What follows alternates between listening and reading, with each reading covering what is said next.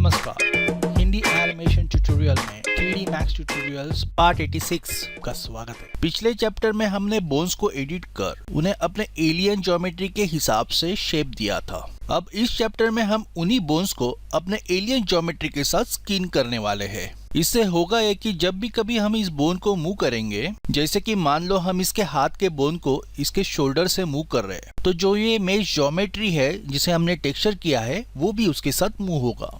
इन bones को add करने के कारण एलियन का लुक थोड़ा बिगड़ा हुआ सा लग रहा है, तो क्यों ना हम इन्हें ट्रांसपेरेंट कर दे ताकि एलियन हमें अच्छे से दिखाई दे। ठीक है, कीबोर्ड पे F3 प्रेस करें। अब इसके पेल्विस पे डबल क्लिक करें। ध्यान से पेल्विस को ही सिलेक्ट करना है, ना इस डायमंड को। अब राइट क्लिक कर ऑब्जेक्ट प्रॉपर्टी में जाए। अब डिस्प्ले प्रॉपर्टीज में से डिस्प्ले एज अ बॉक्स को टर्न ऑन करें। अब फिर से F3 प्रेस करें और जैसे कि आप यहाँ पे देख सकते हो कि ये जो अपने बोन्स है ये अब ट्रांसपेरेंट हो चुके हैं और इसके साथ ही पहले के मुकाबले अब हम इन्हें आसानी से सिलेक्ट भी कर सकते हैं।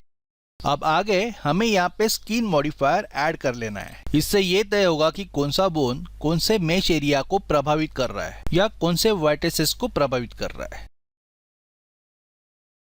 स्किन मॉडिफायर हमें मॉडिफायर लिस्ट के अंतर्गत ही मिलेगा, नहीं तो आप यहाँ पे एक शॉर्टकट बटन भी बना सकते हो जैसे मैंने बनाया है। अब जैसे मैं यहाँ से रोल करना शुरू करता हूँ तो इस सेक्शन के बारे में चिंता करने की जरूरत नहीं है, क्योंकि हमारा ज्यादातर काम इस बोन्स के ऐड सेक्शन में होने वाला है। इसके मदद से हम ये तय कर सकते हैं कि कौन सा बोन हमारे कैरेक्टर के लिए हमें यहाँ पे ऐड करना है। इसके अलावा भी हमें और एक चीज पे ध्यान देना है, वो है बोन इफेक्ट्स लिमिट, जो इस एडवांस पैरामीटर के अंदर लोकेटेड है। ठीक है, तो फिलहाल ये 20 पर सेट है।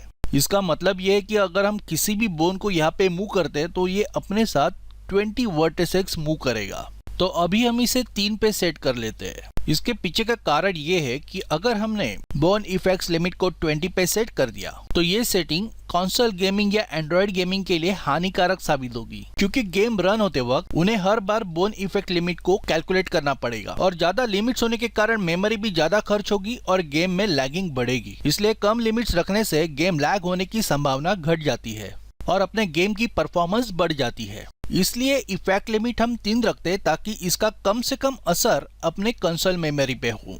इस बात का भी ध्यान रखना होगा कि लिमिट्स कम होने के कारण हमें हाथ की मूवमेंट करते वक्त कुछ कठिनाइयों का सामना करना पड़ सकता है। इसके बावजूद हम इन्हें 3 पे सेट कर आगे बढ़ते हैं, क्योंकि मुझे याद है जब भी हमने Xbox 360 या PS3 के लिए गेम बनाए तब हम अपने कैरेक्टर की बोन इफेक्ट लिमिट 3 या 4 पे ही सेट करते थे। और अगर हम नेक्स्ट जनरेशन गेमिंग कंसोल की बात करते हैं जैसे Xbox One और PS4, तो ये शायद लिमिट हम बढ़ा सकते हैं। ठीक है, तो आगे बोन सेक्शन में ऐड बटन पे क्लिक करें। अब सबसे पहले यहाँ पे नन बटन पे क्लिक करें। अब यहाँ पे हम ज्योमेट्री क्रिएट कर सकते हैं और उसी ज्योमेट्री को एज अ बोन इस्तेमाल कर सकते हैं, लेकिन हम ऐसे नहीं करेंगे क्योंकि ये हमारा अप्रोच नहीं है। तो मैं यहाँ पे डिस्प्ले बोन पे क्लिक करता हूँ। अब मैं यहाँ पे हेड सिलेक्ट करता हूँ और ध्यान से हमें BIP 001 सिलेक्ट नहीं करना है। ठीक है, अब शिफ्ट को प्रेस एंड होल्ड कर मैं सबसे आखिरी बोन सिलेक्ट करता हूँ। इस तरह से सारे हाईलाइट हुए बोन को सिलेक्ट बटन पे क्लिक कर ऐड कर ले, सिवाय BIP 001 के। ठीक है दोस्तों, इस चैप्टर को हम यहाँ पे समाप्त करते हैं। अगले चैप्टर में हम हर एक बोन के एफएक्स लिमिट को जरूरत के हिसाब से ट्विक करेंगे। मतलब हम हर एक इंडिविजुअल बोन को सिलेक्ट करेंगे और ये डिसाइड करेंगे कि वो कितनी हमारी मेश ज्योमेट्री पे इफेक्ट करेगा।